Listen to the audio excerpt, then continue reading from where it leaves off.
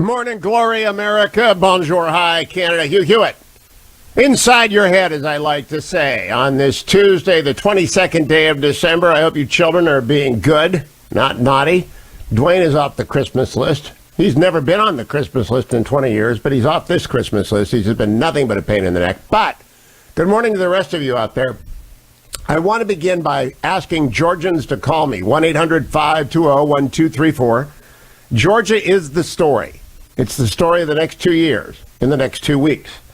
Because, of course, on January 5 is the last day for voting in the 2 Senate races that will decide the control of the Senate and thus whether or not Joe Biden has complete control of the government or must deal with Mitch McConnell at every turn. Now, of course, the president always runs foreign affairs pretty much unilaterally.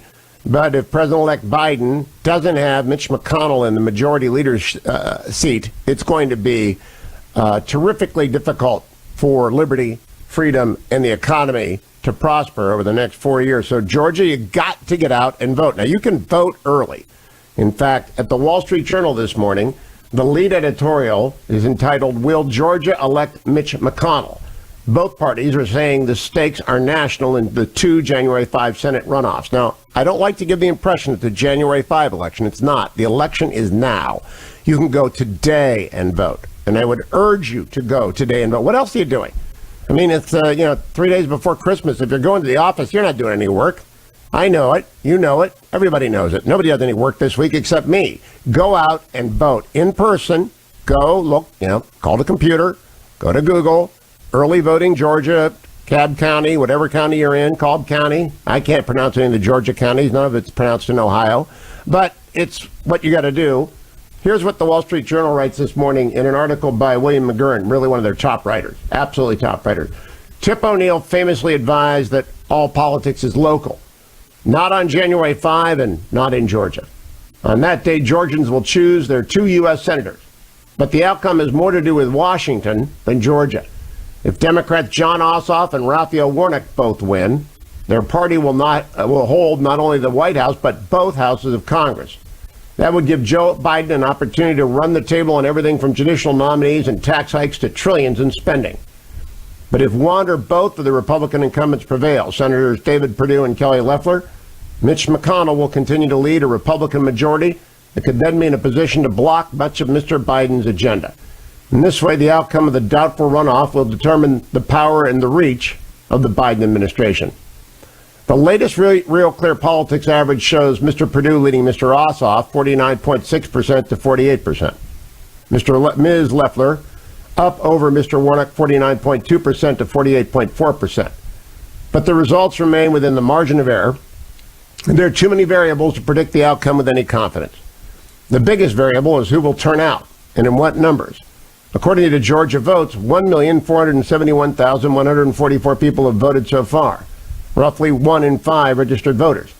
Based on which party ballot those who voted in the June primary requested, it's now running 59% to 39% in favor of Democrats. But a third of those who have voted early didn't vote in a primary, so there's no way to know their preference. Georgia doesn't register voters by primary. In addition, 76,000 new voters have registered since the November election. I hope those are really Georgians. What both sides do know is that turnout will decide the election. For the Democrats, that means the black vote. It's a growing segment of the Georgia vote, and African Americans helped make Mr. Biden the first Democratic presidential nominee to carry the Peach State in 28 years. That's why leaders such as Stacey Abrams, who lost the 2018 race for governor, have been working hard on registering black voters. Still, formidable challenges remain. Mr. Warnock's record has become the main target of the GOP attack, with Ms. Loeffler calling him a radical liberal. That's gentle, actually. Really gentle. He's a radical. As for Mr. Ossoff, he earned 100,000 fewer votes than Mr. Biden in November. Are these voters now going to come out for Mr. Ossoff in a runoff? The Republican turnout question is much more straightforward, writes the Journal's McGurn. Can Donald Trump get his supporters to turn out for Mr. Perdue and Ms. Loeffler? Or will enough Republicans stay home because they are angry at half of the message that Georgia's GOP establishment is corrupt and its voting system rigged? And no, you know what? I think people in Georgia are smart. And I think primarily they're going to come out to vote against Chuck Schumer. That's because on Election Day, Chuck Schumer said this, cut number 1. Now we take Georgia, and then we change the world. I'm sorry, can you repeat that, Mr. Schumer?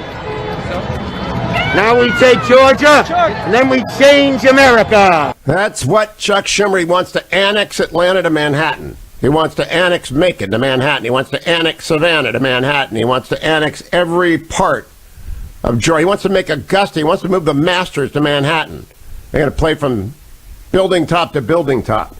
Meanwhile, he's pushing on you radical Democrats. John Ossoff basically wants a gag in your mouth, cut number 2. We need to send a message this year.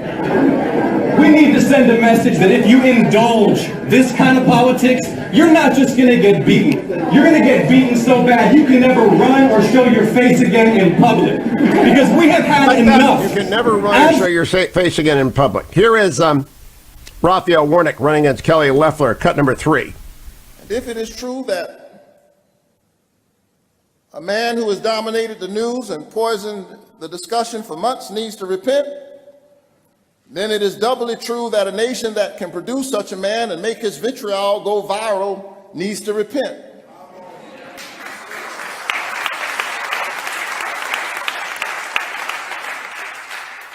No matter what happens next month, more than a third of the nation that would go along with this is reason to be afraid. America needs to repent for its worship of whiteness. All right, America, Georgia, you need to repent for your worship of whiteness. I do not worship whiteness. I worship Jesus Christ, and I think most Georgians do. I think all religious people in Georgia worship their own God. They do not worship whiteness. There might be, a couple of nuts out there, a 0.1% of Georgia, who worship on the right white supremacy and on the left Castro. Well, I shouldn't go to that small. Here's Raphael Warnock in 2016, cut number 9. We pray for the people of Cuba in this moment. We remember Fidel Castro, whose legacy is complex. Don't let anybody tell you a simple story. Life usually isn't very simple. His legacy is complex. Legacy is not complex. He was a communist killer. Donald Trump in Georgia, America's cut number 8. We're gathered here tonight to ensure, a very important word, ensure, because these are two great people that I know so well and respected by everybody in Washington and beyond, that David Perdue and Kelly Loeffler win the most important congressional runoff probably in American history. I really believe that. I think it's an American. There's never been a time like this. It is the most important congressional runoff in American history. Karl Rove on Fox with Brian Kilmeade yesterday, cut number 10. Well, I think it hurts. I mean, it clearly hurts, but I'm not certain how much it hurts, because people are fully capable of keeping two things in their minds. And one thing is the president and the governor are having words. And more importantly, the Republican control of the Senate is up for grabs. And do we really want Nancy Pelosi and Chuck Schumer and Joe Biden to be in charge of everything? And that thing is driving the vote more than the first thing is driving it. And what's interesting is it has an effect with the two most critical groups that Republicans are thinking about. Low propensity Trump voters feel very strongly about that argument, and so do swing voters in Atlanta, who may have skipped the presidential race or even voted for Biden while voting for Republicans elsewhere on the ballot. Both of those groups share something in common. They don't want Nancy Pelosi and Chuck Schumer to have it all. Carl's right. Mitch McConnell said the same thing, cut 17. Well, the Georgia Senate races happen to land right in the middle of this coronavirus agreement. Leaving them aside for a minute, what the country needs is exactly what we're going to pass later tonight. The Georgia Senate races, however, do determine whether or not the Democrats will control the entire government. And what we fear is if they control the entire government, these movements to defund the police and move us in the direction of socialism will have new legs. I don't think that's what the voters voted for on November 3rd. I think the fact that House Republicans did better than anyone anticipated, the fact that Senate Republicans did better than all the Mitch is right. Georgia, you got to get out today to vote for David Perdue and Kelly Loeffler. Today. Go and vote early and come right back to the Hugh Hewitt Show. David Perdue, Kelly Loeffler today.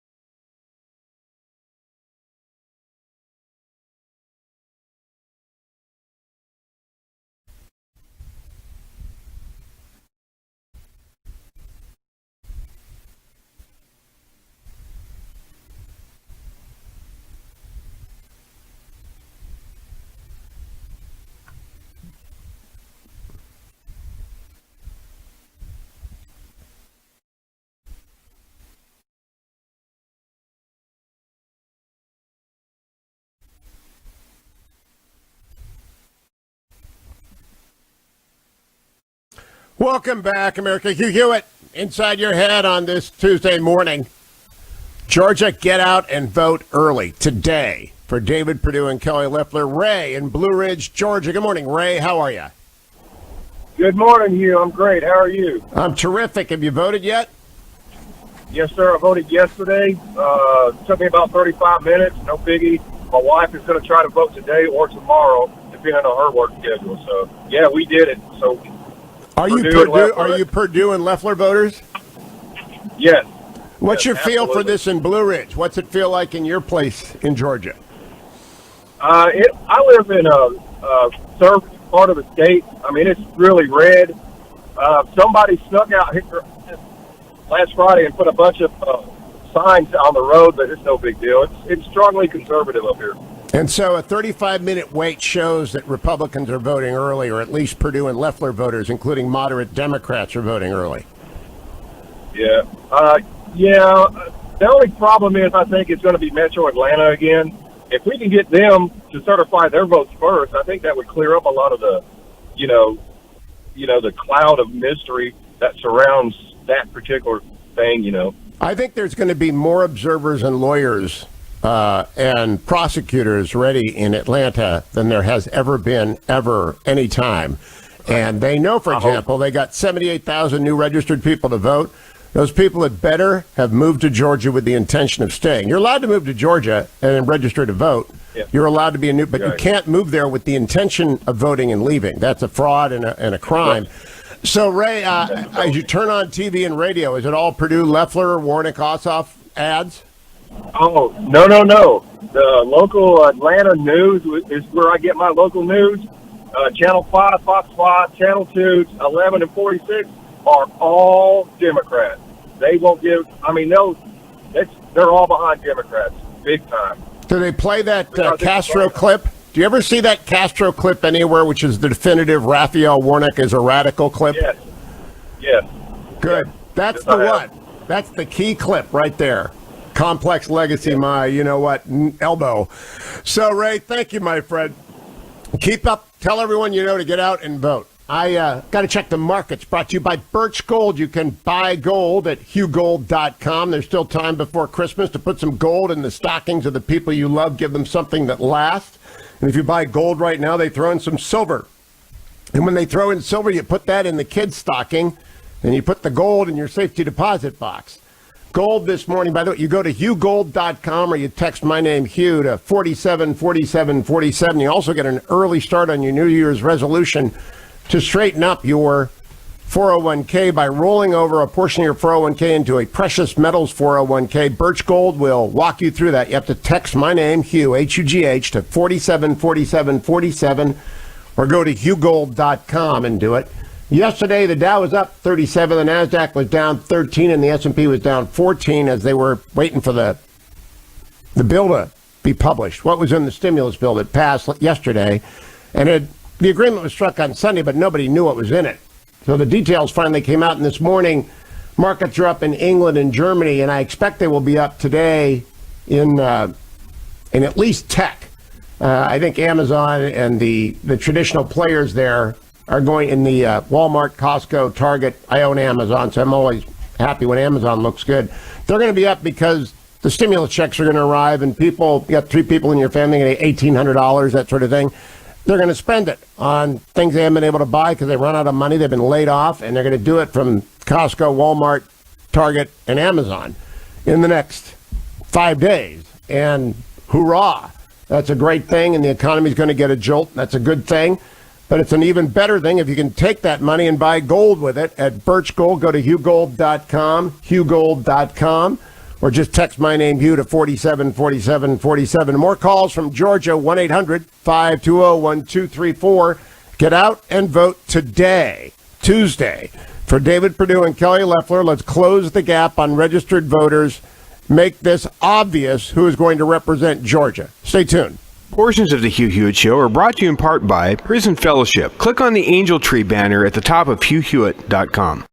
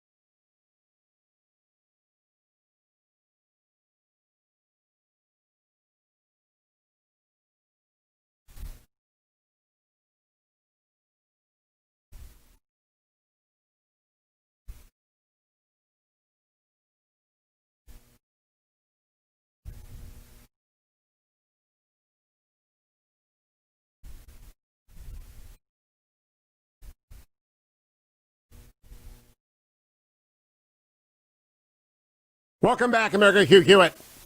It's Tuesday, and Georgia is voting. Georgia is voting in their early election because you can vote now until January 5 in the Senate runoff that will control so very much. Think about this. All three Democrats are going to retire on the Supreme Court.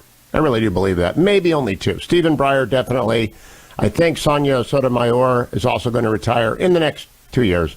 Probably not Justice Kagan. She's young and been there, looking forward to years on the court. She's a public intellectual. She loves this, right? She loves this as much as anyone. So, but two of them, and hopefully Joe Biden will nominate center-left judges, just like Donald Trump nominated originalists, not crazy right-wingers. We don't want crazy left-wingers. But just in case he does, you want the Senate Judiciary Committee to be run by Chuck Grassley or Lindsey Graham, not by Dick Durbin or whoever else is in line. There, Dianne Feinstein's retiring as chief of judiciary. She's a little bit old for that. So you got to get out and vote, Georgia. You just have to get out and vote. Brad in, where are you, Brad? Hiawassee, Georgia? Hiawassee, Georgia, little known nowhere town. How you doing, Hugh? Good. Have you voted yet? No, absolutely not. And here's why. I voted in the main election, and I feel like... All right, thank you very much, Brad. I'm not going to talk to you then. Not going to talk to people who aren't voting. I want to talk to people who are going to vote. Steve in Atlanta. Have you voted yet, Steve? I have not. I have an interesting situation, Hugh, and I wanted to bring it up with you because you mentioned a little twist on my situation, and that is there are 76,000 new registered voters in Georgia. And you mentioned that people should, if they're moving there, they should have the intention of Are you staying. going to vote, though, Steve? I just moved out of Georgia. I voted during November. I wish I could vote there, but now I live in Arizona. You can't vote there. That's illegal. I can't, exactly. But why should people who move from Arizona to Georgia be allowed to vote in the runoff? Because your state law says they can. And your state law determines... already voted for this cycle in Arizona. I know, but that your state law says, and the Constitution guarantees the right to travel. So imagine you're a young associate with a big law firm, say King and Spalding, and you were studying for the bar, right? You've been studying for the bar in California, and you took the bar. I think the bar is December 15th or something. You're the second bar, or some variation of that. And you studied for the bar, and then you moved to Atlanta to go to work for King and Spalding. And you moved to Atlanta, and you're new to Atlanta. You're a new citizen, and those senators are going to govern your state and govern your state's vote for the next 6 years. And the Constitution guarantees you the right to vote for them. But you cannot move to Atlanta for the purposes of voting and then leave. So I'm sorry that you left, Steve. But those people have a constitutional right. My job said go away. Yeah, and that's exactly, you got to be sympathetic to the people whose job said come. And if there was an Arizona special election, you could vote in it tomorrow. That's the American way. You get to vote. Thank you, Steve. Let me go remind people of the stakes. Here's Karl Rove with Brian Kilmeade yesterday, cut number 10. Well, I think it hurts. I mean, it clearly hurts, but I'm not certain how much it hurts because people are fully capable of keeping two things in their minds. And one thing is the president and the governor are having words. And more importantly, the Republican control of the Senate is up for grabs. And do we really want Nancy Pelosi and Chuck Schumer and Joe Biden to be in charge of everything? And that thing is driving the vote more than the first thing is driving it. And what's interesting is it has an effect with the two most critical groups that Republicans are thinking about.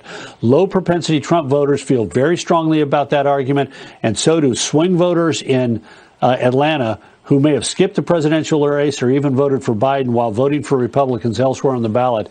Both of those groups share something in common. They don't want Nancy Pelosi and Chuck Schumer to have it all. They do not want them to have it all. That's why I won't talk to people who aren't going to vote. I mean, why call a radio show to say don't vote? I'm not going to talk to you. I think that's crazy. And some of you are seminar callers. You're Democrats trying to trick. I've had many of you trying to trick people into not voting by promoting your vote won't count stuff. That's nonsense. Your vote's going to count in Georgia more than it has ever counted in your life. It's the most important vote of your life. It's going to be a close election, and your vote's going to matter. And if you don't vote, you are letting down freedom. And that's why Democrats are calling up and pretending to be Republicans on shows across the United States saying, I'm not going to vote, I'm mad. And they're just Democrats trying to suppress the vote like they do with suppression polling. I don't believe these polls either. I don't believe any polls. I just don't. They were 17 points in Wisconsin. They said Trump was going to lose by 17 points. He lost by, 20,000 votes maximum. It doesn't make any sense. Don't let people trick you. Here's Mitch McConnell talking about Georgia, cut number 17. Well, the Georgia Senate races happened to land right in the middle of this coronavirus agreement, leaving them aside for a minute. What the country needs is exactly what we're going to pass later tonight. The Georgia Senate races, however, do determine whether or not the Democrats will control the entire government. And what we fear is if they control the entire government, these movements to defund the police and move us in the direction of socialism will have new legs. I don't think that's what the voters voted for on November 3rd. I think the fact that House Republicans did better than anyone anticipated, the fact that Senate Republicans did better than all the pundits said, indicated the American people were voting for moderation, not far left. Winning in Georgia guarantees that the new president will be a moderate because he won't have any choice. He will not have any choice at all. Joy Reid, my colleague from MSNBC, had Vice President-elect Kamala Harris on yesterday, cut number 11. You know, and I think for a lot of Democrats have a lot of PTSD about the 8 years in which Barack Obama was president of the United States. And during the parts of that administration where Mitch McConnell was majority leader, he was essentially bound and determined to destroy the Obama presidency. And he did do, even when he was minority leader, the amount of filibusters. It almost felt like the 1950s was happening again, the amount of filibusters that were waged. Are you going into this administration preparing basically to be in a fight, to be in a constant war with Mitch McConnell and the Republicans, whether they're the majority or the minority? Now, I like Joy, but PTSD is a term I reserve for people who've actually been in combat or in harrowing situations like a first responder. And you're not going to war. It's called politics. It's called separation of powers. It's called American constitutional rule of law. And Mitch McConnell is in leadership for 2 years of President Obama's 8 years because the American people put him there by virtue of their votes in the Senate of the United States, as was intended by the framers and the amenders of the Constitution. Not a war. Meanwhile, John Kennedy was on Fox with Sandra Smith, talking to a senator from Louisiana, talking about the COVID relief bill that passed and whether or not it's good for America. Cut number 12. Well, the bill should have happened sooner. How can I put this? I don't want to say anything to upset anybody at the last minute, but you've got to be careful with old people, as most of us in Congress are. They don't like being old in the first place, so they get kind of touchy. And these negotiations were very touchy, and we had to be patient. But I think we're going to have a reasonably good result today. It gives more money to small business, gives more money to the American people, gives more money to vaccine distribution. But is it enough? Is it enough to get the real help that they need? I mean, I'm looking at the Dow this morning futures indicating a 408-point sell-off. Is this real help, or is this just optics for senators in Washington to make it look like they're bringing real help to the American people? Which is it? Oh, it's real help. It's $1 trillion, for God's sakes. What is that, $1,000 million? And there is no money, Ferry. We don't have this money. We only have 5% of it, Sandra. We had to borrow it. It's real help. Will it be enough? I think it will be, but we're just going to have to wait and see.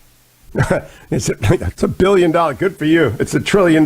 Steve Mnuchin, Treasury Secretary, on with Jim Cramer yesterday, cut number 19. Well, we're definitely in a much better position, and there's no question the first bill, the CARES Act, is the reason why we're here today and the economy has continued to rebound. But as you and I have talked about before, there are still parts of the economy that are particularly hard hit.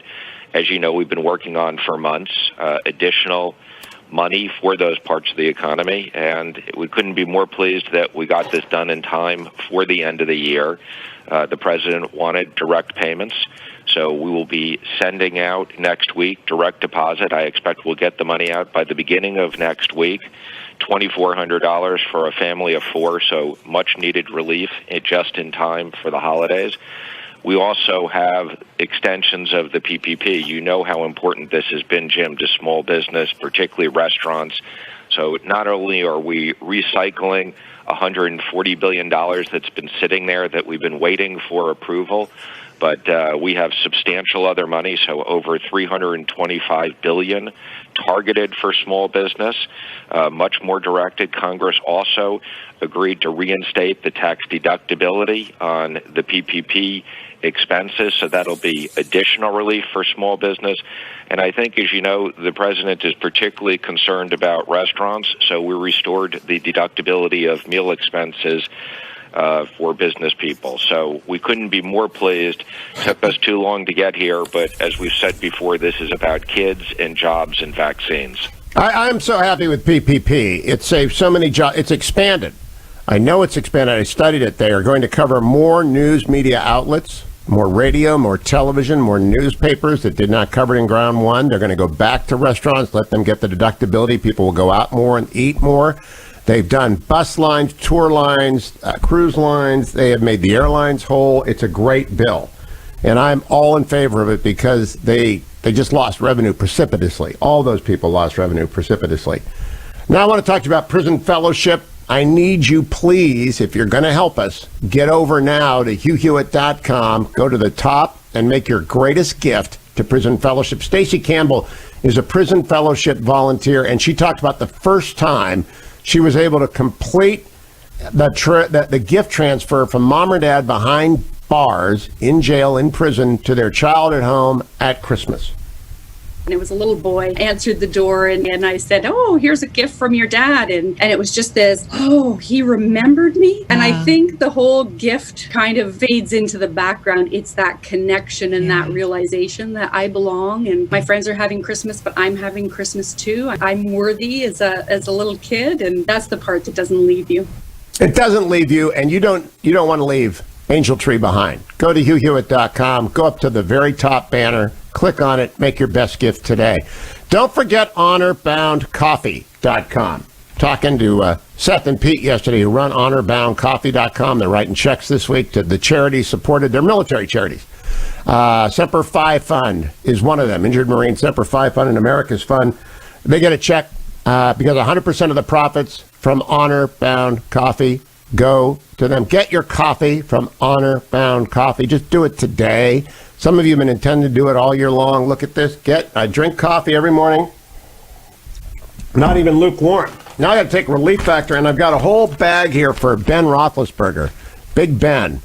He's actually Broken Ben. We can put up the picture of Broken Ben. If you're watching on my YouTube channel, and you should be watching on my YouTube channel, there's Broken Ben. We need to send very sad Ben. He got crushed last night by the Bengals, which is embarrassing as well as hurtful. We need to send him some Relief Factor. Maybe he's feeling bad because Icarian, curcumin, resveratrol, and omega, it works. And apparently, they sold more Relief Factor than they ever have before. Ever have before. So I want you to remember that. Go get your supply today, $19.95 at ReliefFactor.com.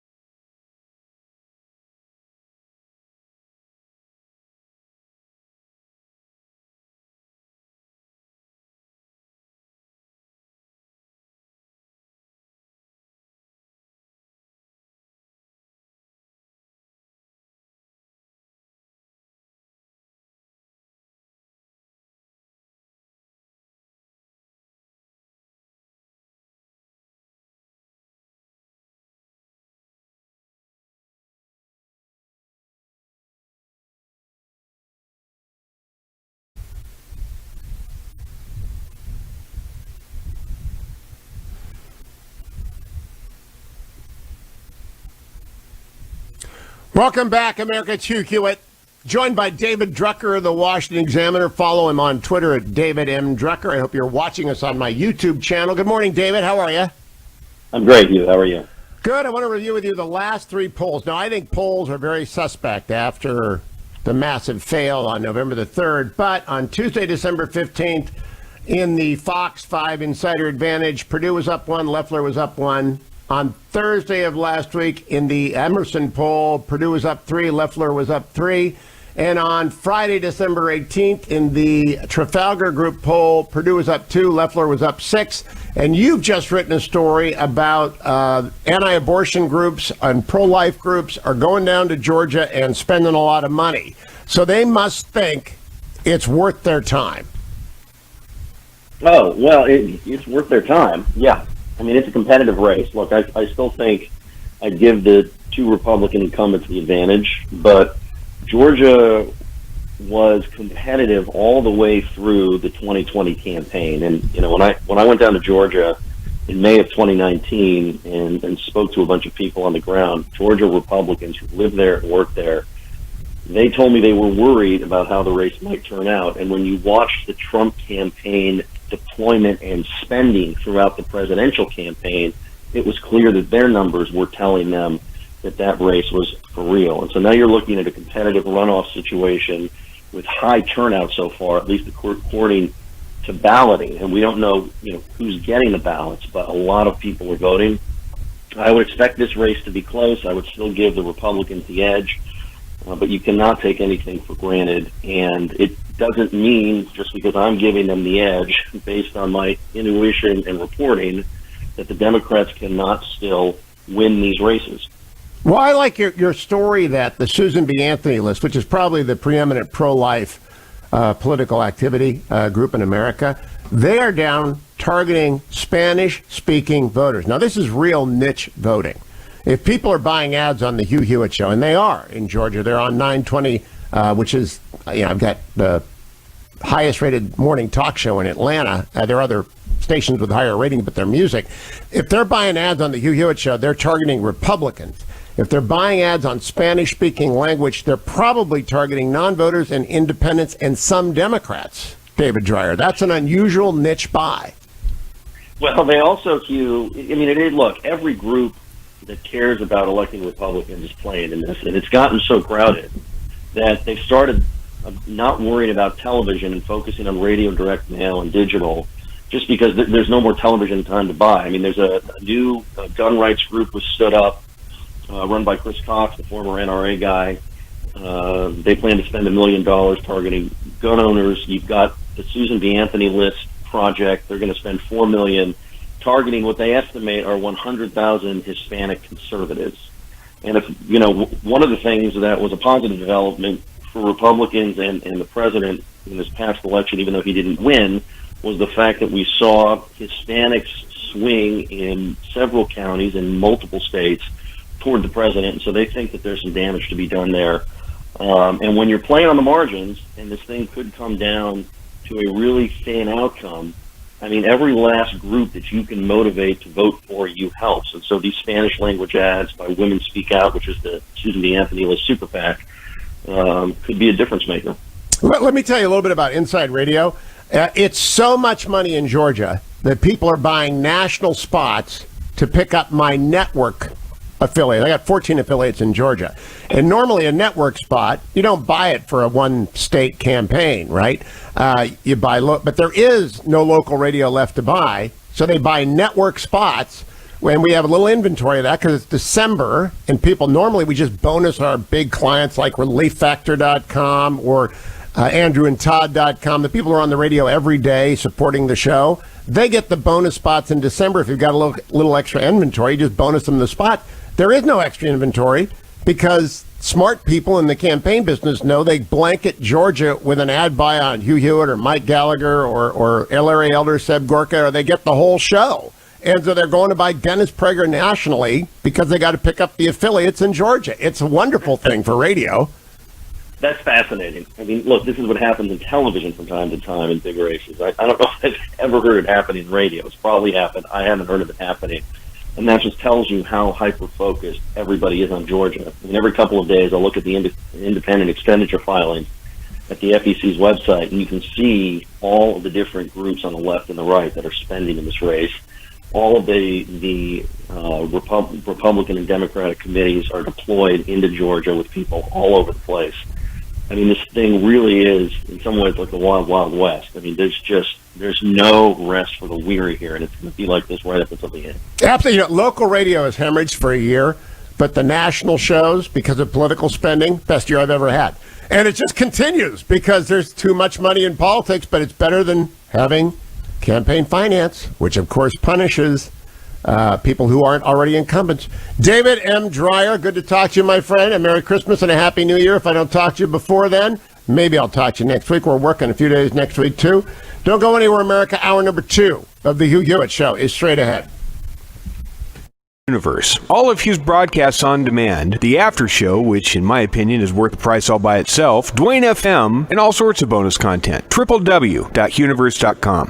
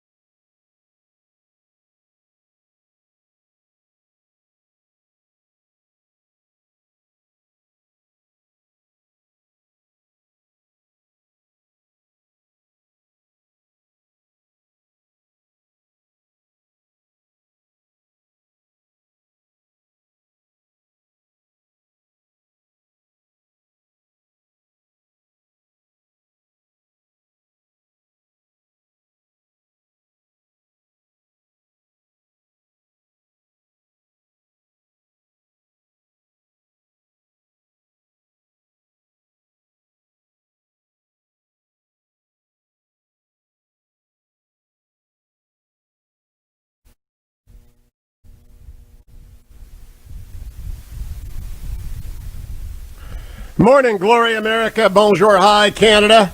It's Hugh Hewitt inside your head on a Tuesday, December the 22nd, with Byron York of the Washington Examiner, Fox News. Merry Christmas, Byron. How are you? Good morning, Hugh. Merry Christmas.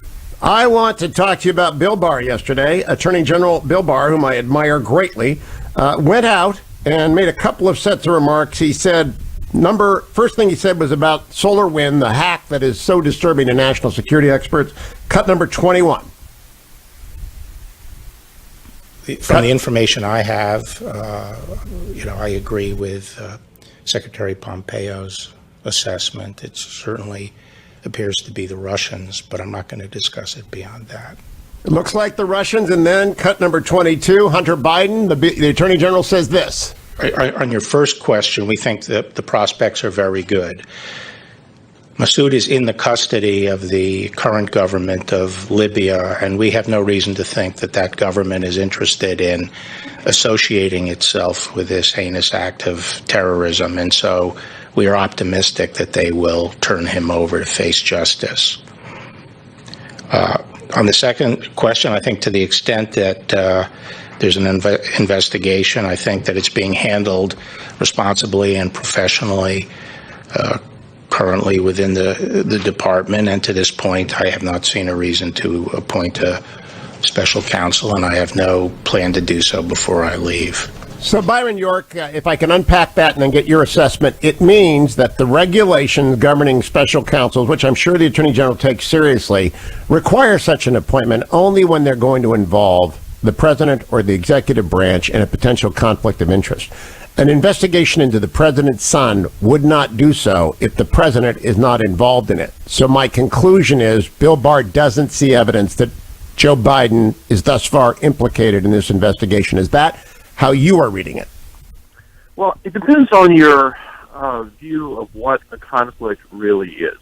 Look at what Barr did with the Durham investigation, which he sort of upgraded John Durham into a special counsel going into the Biden administration, trying to make sure that this ongoing established investigation could not be just quickly ended by the new administration, which would be filled with conflicts, meaning partly possibly involving Joe Biden himself, because we knew that Biden, as vice president, was involved in meetings in which the Michael Flynn case and other things were discussed. Okay, that's the way he handles the Durham thing. Now, with Hunter Biden, it seems to me that there is not a conflict right now in the Justice Department with investigating Hunter Biden.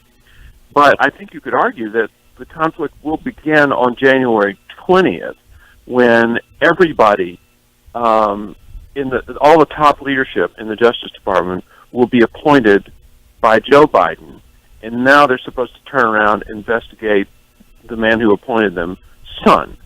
So I think you could argue that there will be a conflict. There's not one right now, but there will be a conflict when the Biden administration takes office. Now, I actually have a legal reading different from that, but your argument is plausible. My legal reading is that you could have 7 members of the president's family under investigation, and if those investigations do not actually involve the president of the United States, that there is no legal conflict, because emancipated minors and children are adults, and if Hunter Biden robs a bank, the investigation of that bank robbery does not involve the president. I think that's the legal analysis. However, whoever the president appoints to be attorney general will be asked, do you not think, whether or not they will appoint a special counsel if Hunter Biden is indicted? A question to you. Why do you think Joe Biden has waited so long to roll out his nominee for attorney general? Well, I think that's interesting. I have a different answer than you might expect. Maybe you do expect it. I think he is balancing his cabinet's ethnicity very, very carefully, and that the Secretary of Education announcement yesterday, the Connecticut State Education Director is Latino, Puerto Rican fella.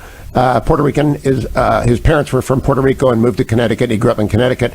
I can't remember his name. I think that opens the way for whoever he wants as Attorney General, a confidant, maybe Chris Coons. That's what I think's going on. What do you think's going on?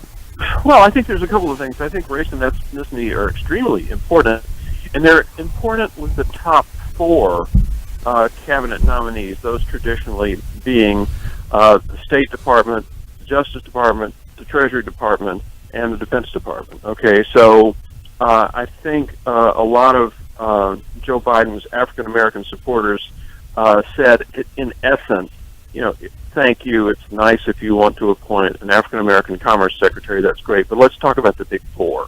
So the president did appoint Lloyd Austin to be the Defense Secretary. That seems to take care of that, although there's some doubts about Austin's future, given the waiver that as the relatively recently retired general he would require. So there's some questions about that. That's up in the air. And then there are questions about the makeup of the Senate. And we should know by January 6th which party controls the Senate. So it's possible you would not see Biden's selection for Attorney General, which could be, obviously if it were Sally Yates, could be kind of electric in a Republican Senate. I don't think Sally Yates has a prayer. I think she is Susan Rice. I think it's a question of whether or not he can put Chris Coons in there, who is his buddy, a very able, very, very able senator, and would be a terrific attorney general in my view. I think he would actually probably get confirmed 99-0. He wouldn't vote on his own nomination, or maybe he would. But that, I don't think it has anything to do with Hunter Biden, but I think if it's Chris Coons or if it's Sally Yates, they will be asked by Chuck Grassley and every other member of the Judiciary Committee to say exactly what was said about Jeff Sessions. I will recuse myself from this case, and I will appoint a special counsel if necessary. Do you expect that line of questioning from the senators? I would expect that, and I would also not expect a 99-0 vote under any circumstances. Remember, Jeff Sessions was kind of disappointed when what was this confirmation vote? It was a party line vote, essentially. Yeah. And he basically, he didn't really say it in so many words, but he basically said, "Yeah, I thought you were my friends." I mean, he thought some Democrats would vote for him because he had worked alongside them in the Senate for a very long time and had very good relations with them.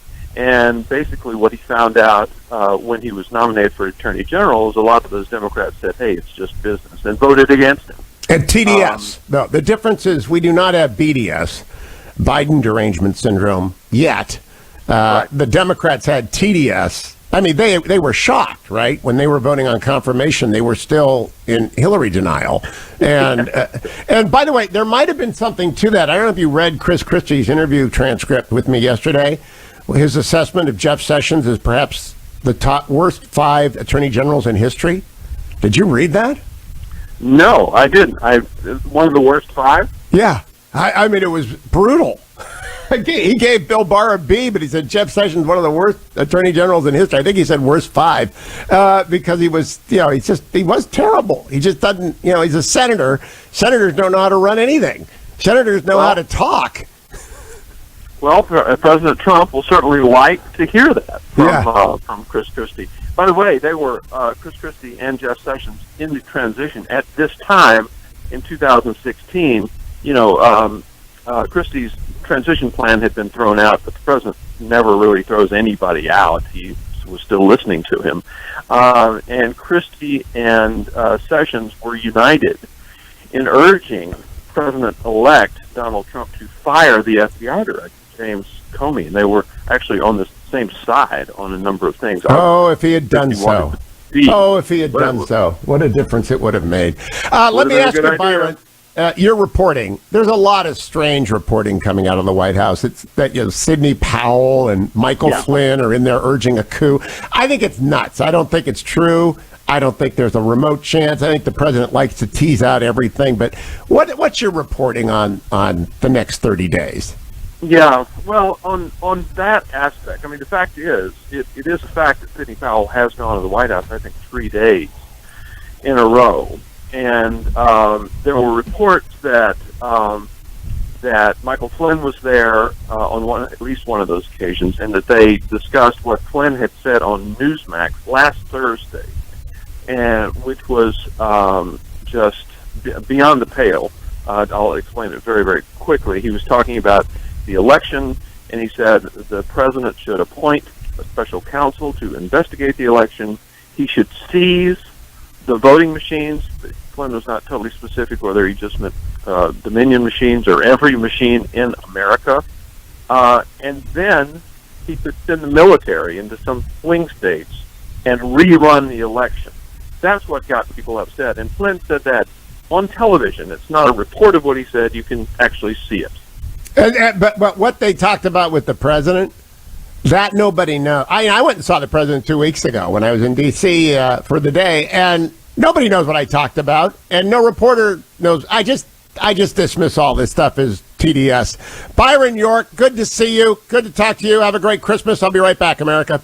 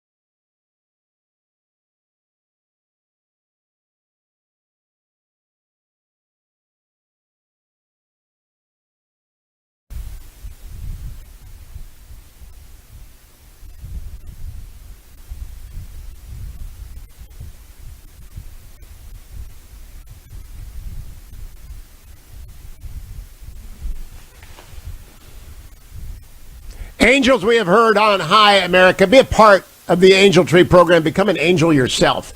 Angel Tree cares for almost 400,000 children every year who have a mom or dad or both parents behind bars in prison. And they are a church patio ministry, which means they've been severely damaged by the virus because people aren't going to church. They're going to church virtually. They're praying. They're praising God.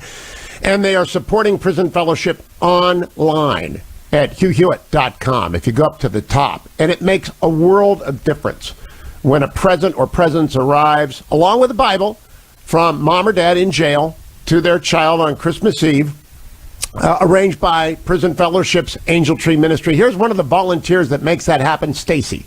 And it was a little boy answered the door and I said, oh, here's a gift from your dad. And it was just this, oh, he remembered me. And I think the whole gift kind of fades into the background. It's that connection and that realization that I belong and my friends are having Christmas, but I'm having Christmas too. I'm worthy as a little kid. And that's the part that doesn't leave you.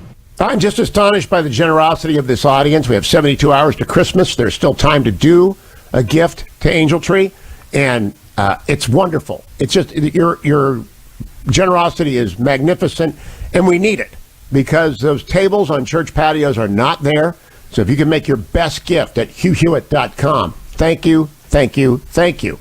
Now let's check the markets brought to you by Andrew and Todd.com. They are with Sierra Pacific Mortgage. They lend money to people. They lend money to people to buy houses. And boy, are people buying houses right now. Why? Because interest rates remain at their all-time low even after the pandemic. The bill came out and we got market relief coming up. The 10-year Treasury's at 0.94. Now it was down to 0.69. But let's face it, the interest rates are just as low as they're ever going to be, and they're still as low as they're ever going to be. But you got to go to andrewandtodd.com to take advantage of them. Or you can call 888-888-1172. There are pictures up on my YouTube feed. And you should be watching me on YouTube. That's where all the fun is. That's where you get to see the pictures. Can we put up the picture of Broken Ben from the football game last night? Broken Ben is over there. That's Andrew Del Rey. I want to see that's Broken Ben. Ben Roethlisberger was just broken last night by the Bengals. Bengals broke Ben. That should be the headline in the New York Post. The Bengals broke Ben, and they're very sad there. And but now you put up Andrew and Todd again. You see, you miss all the good stuff if you're not watching on YouTube. You ought to be over there watching on YouTube, or Facebook is fine too. And Andrew and Todd help everyone get into a home, or they help their son or daughter get into a home. You can be a non-occupying co-borrower. You can even help your grandson or your granddaughter. But you got to go to andrewandtodd.com to do that. Yesterday, the Dow was up 37, NASDAQ off 13, the S&P down 14. This morning overseas, it's up in England. They're getting very close to a Brexit deal. The only thing left on the Brexit deal is fishing, believe it or not. Now, I could go advise them on fishing, given the fact that I fished out the Madison on more than one occasion. EU and UK edge towards Brexit compromise on fisheries. So I could actually kind of over there and help Boris figure out fishing. But when that happens, then the markets in England and in Europe are going to go crazy, and America's going to go happy, and everyone's going to say, hey, Boris did it. And meanwhile, the Costco's and the Targets and the Amazons and the Walmarts of the world are just going to be cooking. They're just going to be cooking because people are excited about the checks that are coming. So when markets start to cook, interest rates start to rise. You do not want that to happen to you. Go to andrewandtodd.com today. In Georgia, it's Georgia. Hello, Georgia in Atlanta. How are you? I'm fine, Hugh. Have you voted? I voted on December 16th. Oh, I love you. I love you. I planned it out. I went at 5:55 at a place that closed at 6. I was finished at 5:58, and there was one person behind me. Georgia, I love you. Have you got everyone you know to go vote? It won't be many people. I know exactly 7 Republicans in Atlanta and maybe one new one who came and canvassed me at my door. Well, we need them all. I know, but it's not a lot. And I wanted to tell you, I'm actually a GOP robocaller, even though I hate robocallers. And I wanted to tell you that while walking downtown in Atlanta on December 12th in the 303 area code, it's right in downtown, I almost stepped on 3 envelopes on the sidewalk. Oh, dear. I hate that stuff. All right, but you got out and voted, Georgia, so I appreciate it. God bless you. Merry Christmas. I'll be right back on the Hugh Hewitt Show.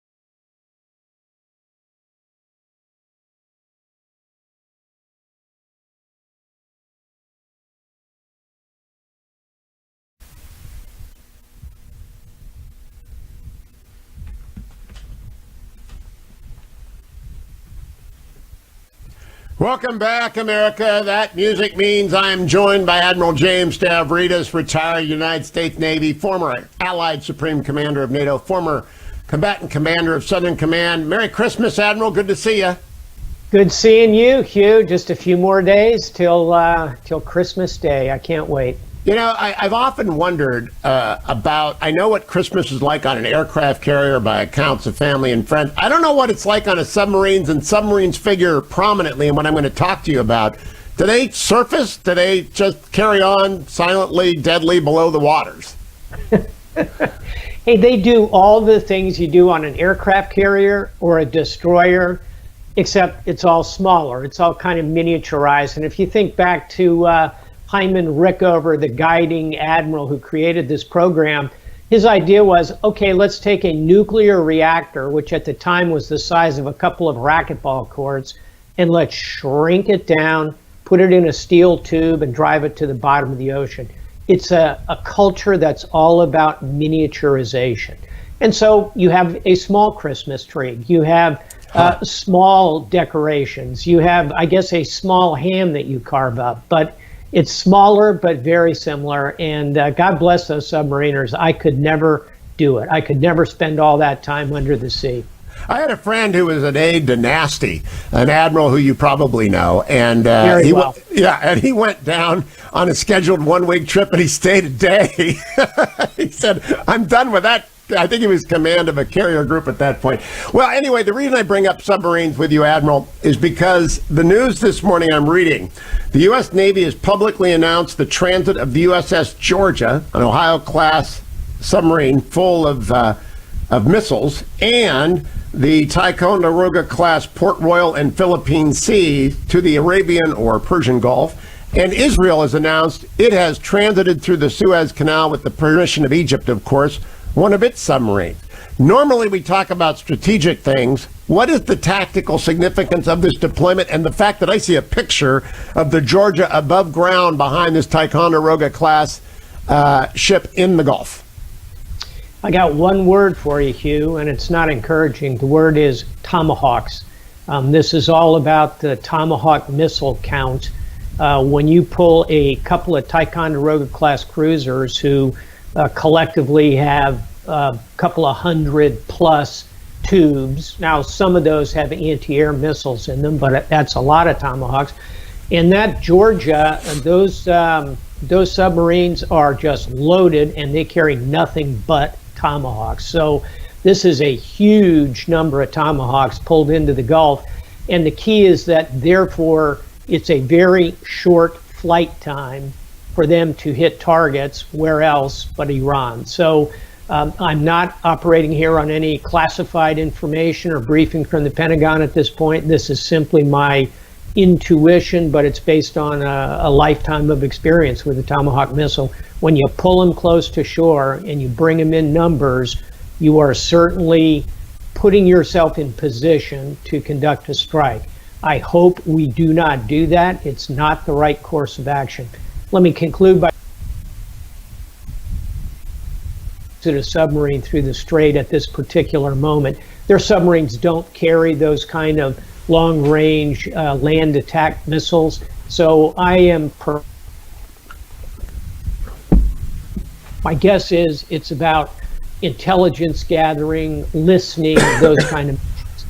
Well, Admiral, the problem is that yesterday or 2 days ago now, the Iran-backed militias outside of Iraq rocketed the American embassy, and we had to use the CRAM, the counter-rocket artillery and mortar system that is basically the American version of Iron Dome around the Green Zone, to intercept them to prevent damage. And they're the anniversary of the killing of Soleimani, the Iranian general, coming up in January. And there's, of course, lingering anger in Iran over the killing of their nuclear scientist.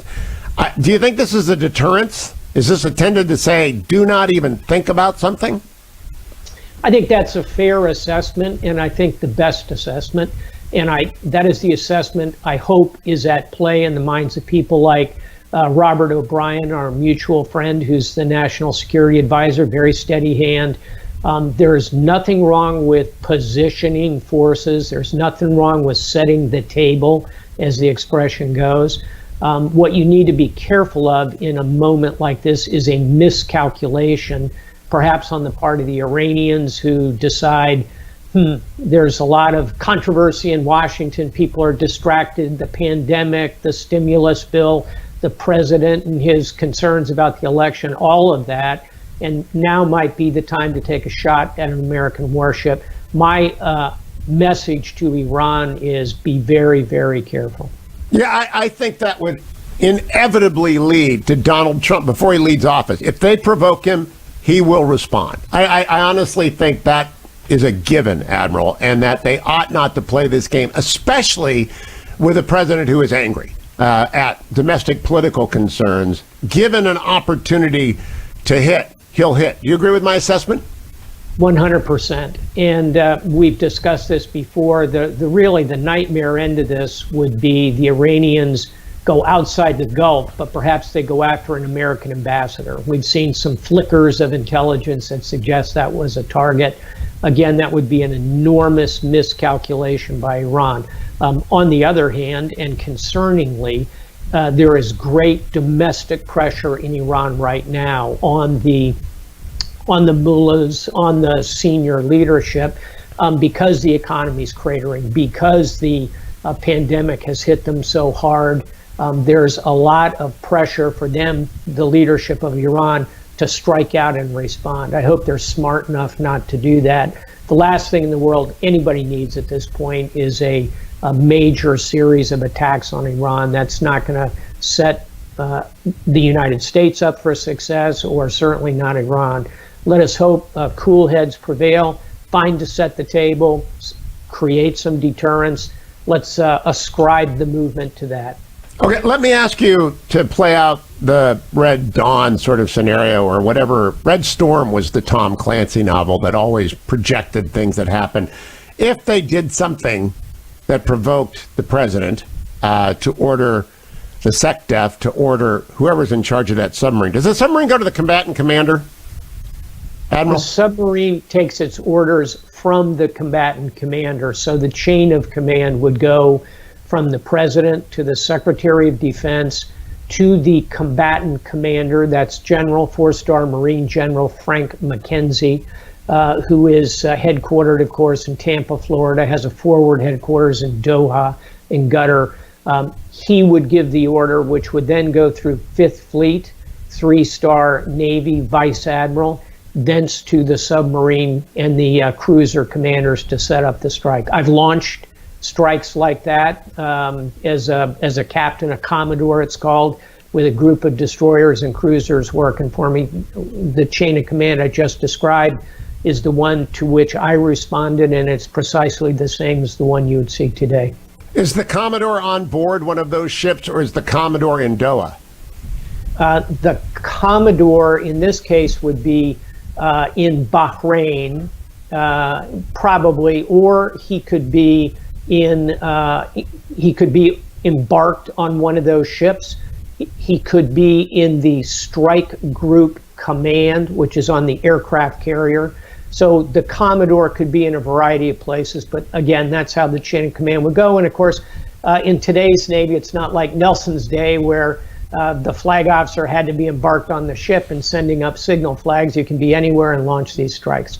So what I want to ask you to speculate on is targets. If they did something serious, something that really required a decisive response of the United States, what do you think, and how many targets could the United States use? And do you expect it would be limited to the sea-based assets, or would we see assets departing from our allies in Israel and the Gulf?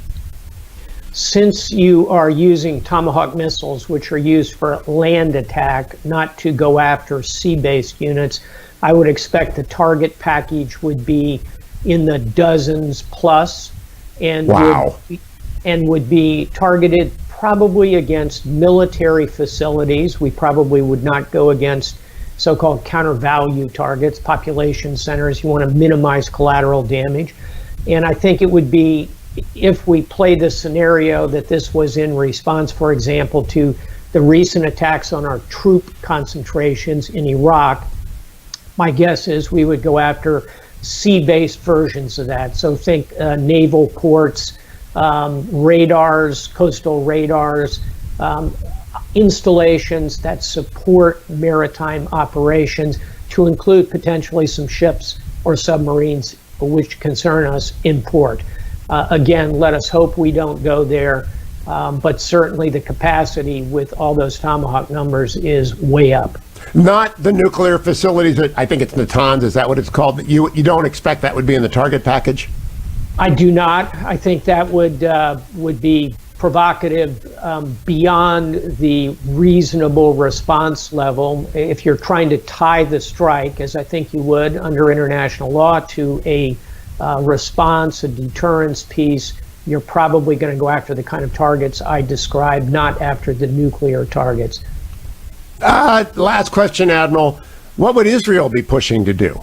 Wouldn't they want to go for the big, if Iran provoked, wouldn't they say, let's just take care of the nukes right now?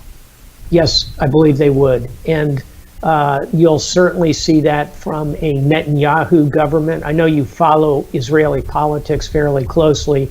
We're probably headed to a fourth election in 2 years. It'll occur as Netanyahu finally goes into the docket for the corruption charges that are against him. I think the incentives are high for Netanyahu to conduct a strike like that, which would, for obvious reasons, be very popular within Israel. Again, this is where the United States needs to be the adult in the room. That's why Jared Kushner is in Israel, I believe. They say he's over there to name a square. I think Jared is there because this is on the table because the Iranians we're picking up intel, Admiral. Do you have a speculation to close this segment out with?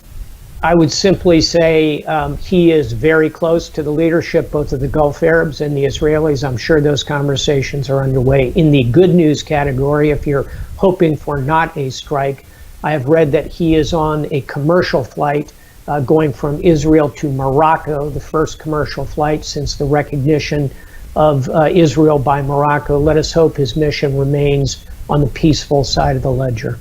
In this season of peace, I hope you're right. I hope the Iranians listen to you, Admiral. Merry Christmas, Admiral. I hope you and your family enjoy a wonderful one, and I hope we talk next week. Indeed, I'll be talking to you next week, which still won't be the new year. But next year, let's talk about how we started 2020 and how we end 2020 in our conversations. I think that'll be of interest. We will do that. We will do that next week. Admiral James Stavridis. Follow him on Twitter @StavridisJ. Follow me over to ReliefFactor.com. I said we were going to send it to Broken Ben, if we can put up the picture. Ben Roethlisberger got sacked more last night than Tim Couch did when he played for the Browns in 1999 when they came back. And I mean, he was on the ground more than a professional wrestler. And Ben was just, they pancaked every Steelers. Steelers are falling apart. Steelers are just, they're falling apart. It's a sad. The sun is setting in Pittsburgh. So we need to send them ReliefFactor.com. I was talking to Seth yesterday, who is the president of ReliefFactor.com, and they are just moving product. People out there in the pandemic have been exercising. Like me, I got 6 on the schedule today, 6 miles, and people have been out there exercising. When they do that, they get the minor aches and pains that go with increased exercise. That means if you are not one of the thousands of people who take Relief Factor every morning, you should become one today. ReliefFactor.com. Come right back on the Hugh Hewitt Show.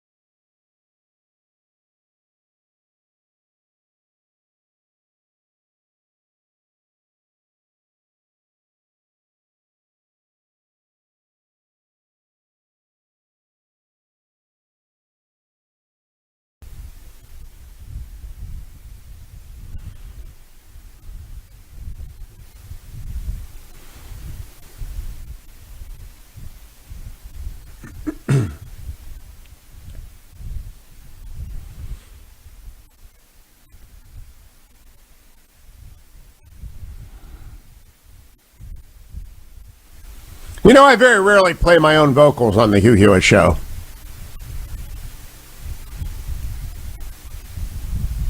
Very rarely.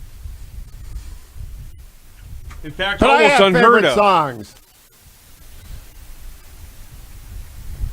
However, I am looking at my acts, and so at the end of this segment, not many of you have seen the 1993 Dylan reunion concert.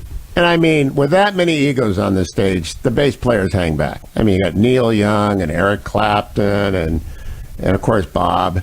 And so the bass player, you got to watch very closely. But if you haven't got the 1993 30th anniversary Dylan concert, you got to look at that. I mean, there are a lot of people on that stage, but I'm looking at my acts and remembering and thinking, well, you ought to just watch it on YouTube when we play that video. I want you to also watch From Poor to CEO. Now, what the heck is that? From Poor to CEO? It's the story of Herman Cain. It's over at salemnow.com. And the on-demand video is $14.99. The DVD is $19.99. The combined cost is $29.99. You say, really? Herman Cain for $14.99? Yeah.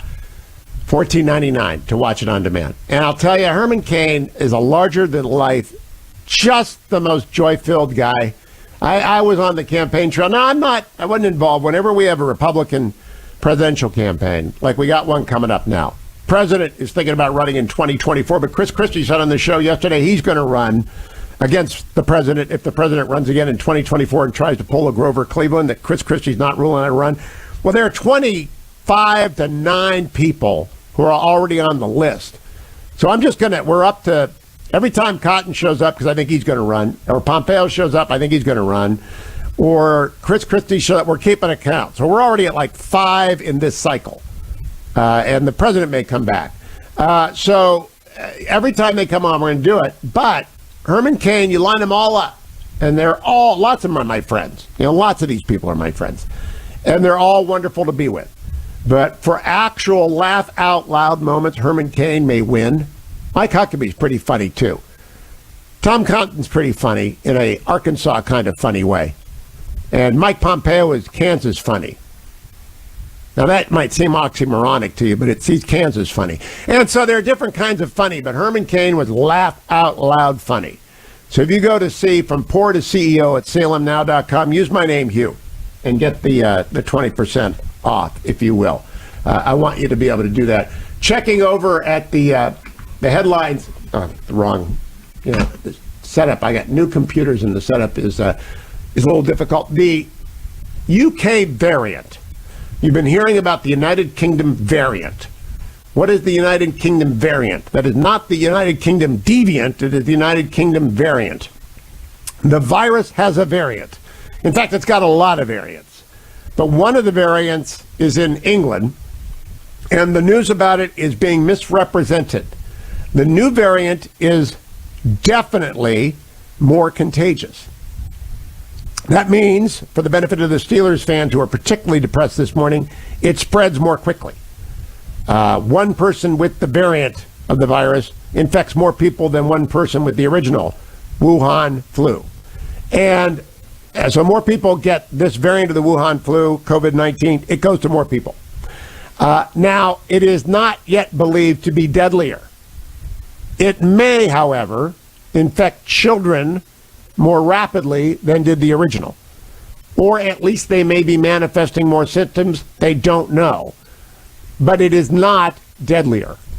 I've often told you, beginning last year at this time, about the great influenza of 1918.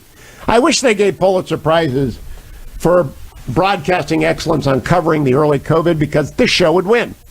We were the best, with the most, earliest to the bell, warning people, following it in the United States, telling everyone, uh-oh, watch out, the great influenza of 1918.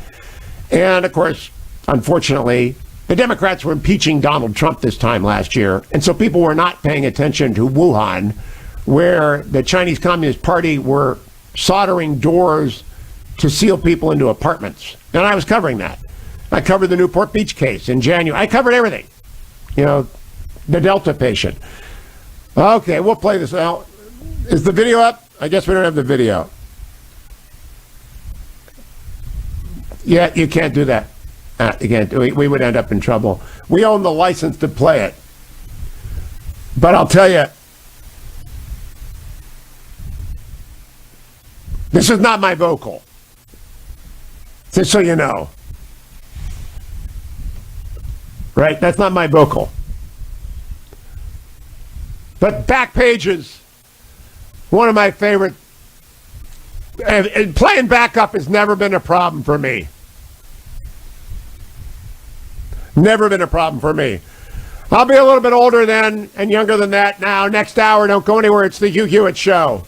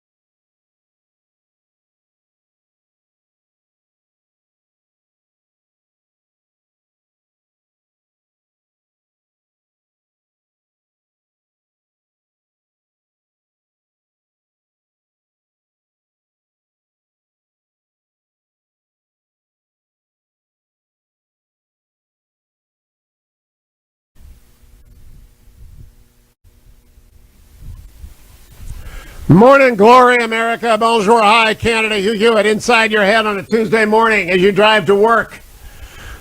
I love this news story at the Wall Street Journal 8 minutes ago. Posted, the nation's drugstores and groceries are racing to hire thousands of pharmacists and technicians to administer COVID-19 vaccines to the masses.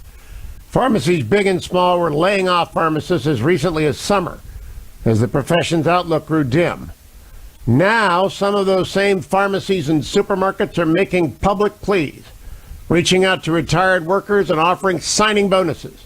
Several retail pharmacy chains, including CVS, Walgreens, Boots, Alliance, have agreed to work with the U.S. government to serve as COVID-19 vaccination sites. Quote, calling all pharmacists, nurses, and pharmacy techs, read a mass email to customers from CVS in which the company said it is urgently hiring thousands of healthcare professionals. CVS, which employs 34,000 pharmacists, 65,000 technicians, declined to say how many they are hiring. The company is looking for both short-term and permanent workers. Well, good. Walgreens intends to hire 25,000 people, including 8,000 and 9,000 pharmacists. Well, I hope they're raising their pay. I love the marketplace. If you're retired and you're sitting around on your pharmacy pension and they call you up, make sure you drive a hard deal. My nephew's a pharmacist, my brother's son, and he works all the time. He is, that is a hard job. People don't, and never get upset with it. I have stood in so many lines in pharmacies where people, and they tend to be older Americans, they tend to be like Dwayne, and they're grumpy and they're yelling at the pharmacy tech, and they can't get their medicines right, and the insurance company won't pay for them, and the doctor's office hasn't called back. And so they get grumpy. Now, that's a permanent state for Dwayne.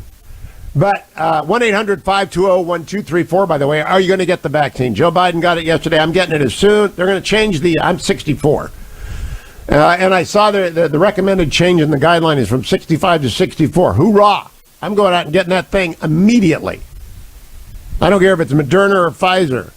I got to go. I got to get back to see my people.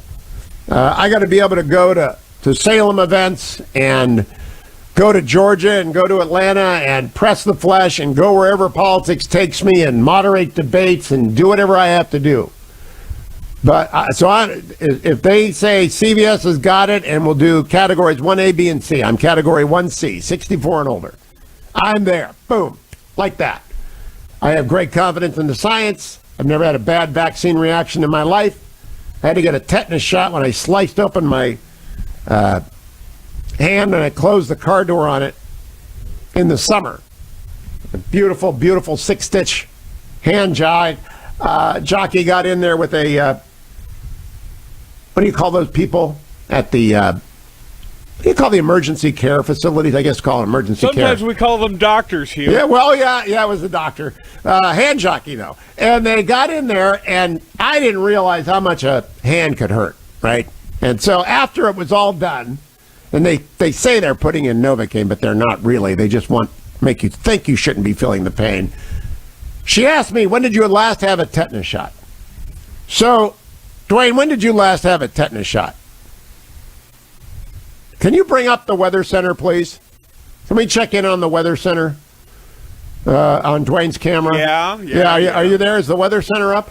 I have the Weather Center. Yeah, the Weather Center. Something you need When did you last have a tetanus shot on the Weather Center? I don't see you on the. Can you put the date of your last tetanus shot on the Weather Center, please? Because I think you're going to be like me. There's one answer to this question. You know? You know it was 1978? It was a long time ago. You know why? You don't know when it was. That's my point. Nobody knows when. You know why I know? Why?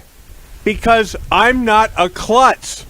Oh, wait a minute. Oh, wait. There is a Dwayne Memorial off-ramp on the 241 or whatever we call that. Which did not require one stitch. No, but it required a tow truck. And every time I go past it, I got to. And you know what? I did not have to give my car a tetanus shot. Cut that guy off for a second. I got to tell people this story. It's Christmas, so it's a Christmas story. It's about Dwayne delivering presents to the people who live in the bottom of the ravine between the toll road. because Dwayne was rolling along in his Mustang and decided that it would be fun. It was a Trans Am, not a Mustang. Same thing. To just be fun to go to the bottom of the ravine on the 241. And there's no off-ramp there. Well, there is now. There is now, and every time I go by it, without fail, every time I drive by it, I call Dwayne no matter what the hour of the day is, and no matter if he's sleeping or not.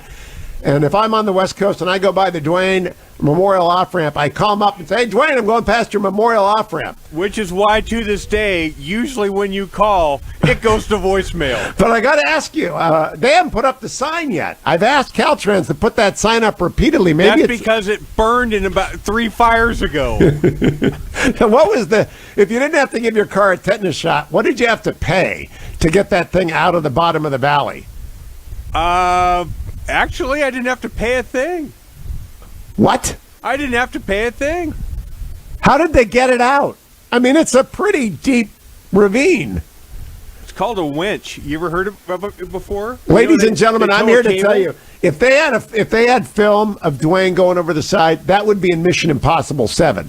Tom Cruise would not have to do special effects if they had Dwayne in his Camaro going over the side at the Dwayne off-ramp. It was spectacular. It was just absolutely dirt flying. I don't have video, but I've got audio of it. Do you really? Yeah. Yeah. I think the audio is actually... Adam, you know which audio it is, don't you? The Dwayne audio when he goes over the side? It's kind of like the Spider audio.